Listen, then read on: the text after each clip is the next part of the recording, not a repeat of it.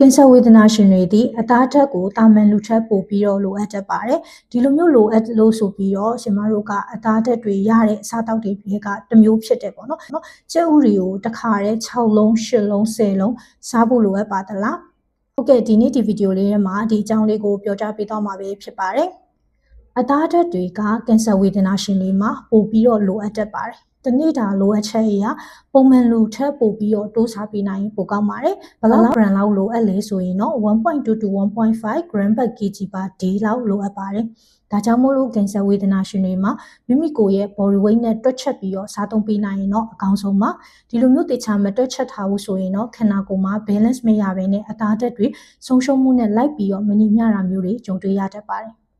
ဒီလိုမျိုးအသားဓာတ်တွေပိုလိုအပ်လို့ဆိုပြီးတော့ကြက်ဥတစ်မျိုးတည်းကို6လုံးနဲ့8လုံးနဲ့စားဖို့တော့မလိုအပ်ပါဘူး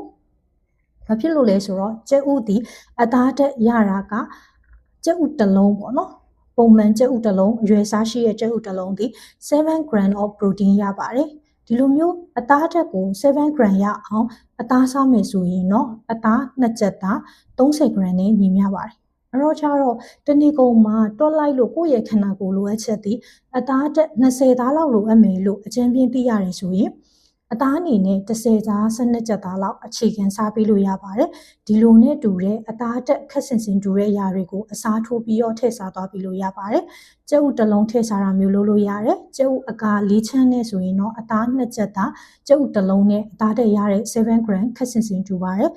နွားနို့ဆိုရင်လည်း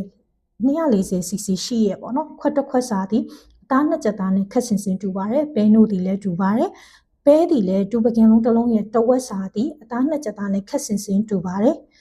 ဒီလိုမျိုးအသားတက်လိုအပ်ချက်တစ်နေ့မှာ20သားလောက်လိုအပ်တယ်ဆိုရင်ဒီလိုမျိုးမျှပြီးတော့စားပြီးလို့ရတယ်ပေါ့နော်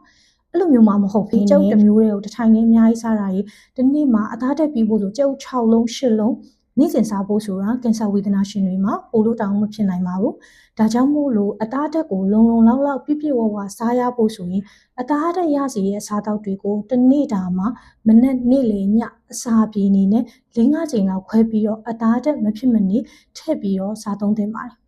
ဒီလိုမျိုးစားရတဲ့အခါမှာကင်ဆာဝေဒနာရှင်တွေဒီယောဂအခြေခံနေကြောင်းပဲဖြစ်ဖြစ်ကင်ဆာဆေးသွင်းနေရတဲ့အချိန်ပဲဖြစ်ဖြစ်အနံ့အနေနဲ့တော့မစားနိုင်နဲ့ညှိနဲ့မခံနိုင်တာမျိုးတွေကြုံတွေ့ရတတ်ပါတယ်ဒီလိုမျိုးခါမျိုးမှာဆိုရင်တော့အသားဓာတ်တွေကို